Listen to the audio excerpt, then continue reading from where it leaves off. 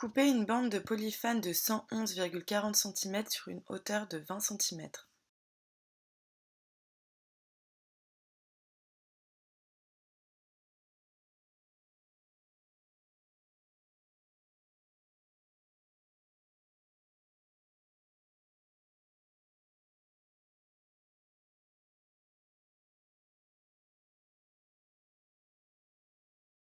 Couper un rectangle de tissu légèrement supérieur à la bande de polyphane. Posez le tissu sur le polyphane et décollez progressivement la pellicule quadrillée en lissant le tissu vers le haut et le bas.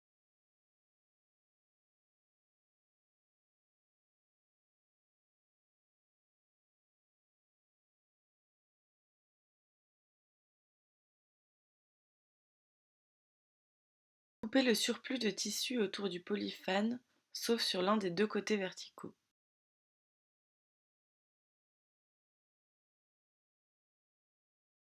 Coupez le double face souple de 12 mm sur le tissu restant, à ras du polyphane, et coupez le tissu qui déborde.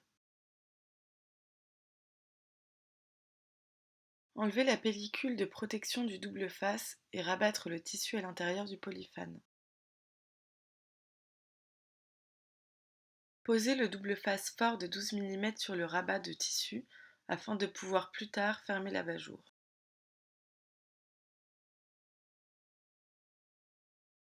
Prendre un cercle-tête de 35 cm pour y enrouler le revêtement en le maintenant avec quelques pinces à linge en bois.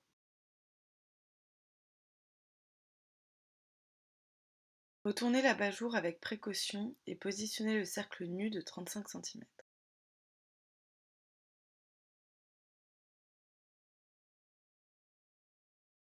Fermez l'abat-jour en décollant la pellicule de protection du double face. Appuyez fermement sur la couture de l'abat-jour. Collez les cercles d'abat-jour avec une colle vinylique épaisse. Déposez généreusement entre le cercle et le polyphane. Déplacez les pinces à linge au fur et à mesure du collage.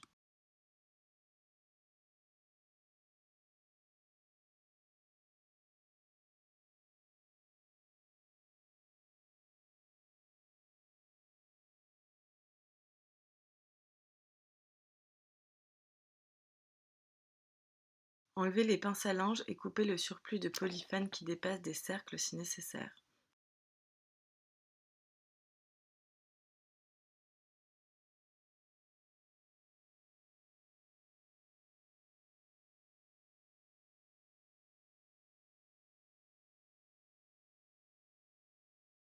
Collez progressivement la bordure adhésive autour du cercle nu en commençant à 2 mm avant la couture et s'arrêter sur la couture.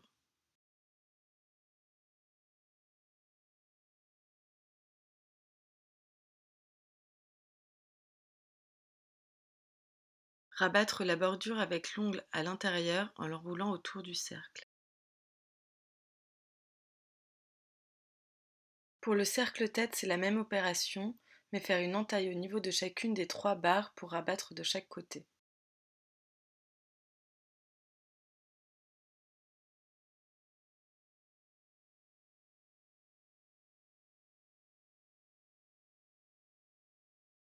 Le gros grain se colle progressivement au bord de l'abat-jour avec de la colle vinylique.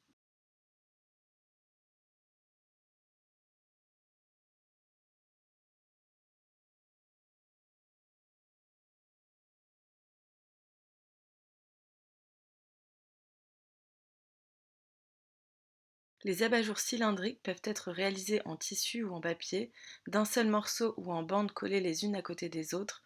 Les possibilités sont multiples, voici quelques modèles.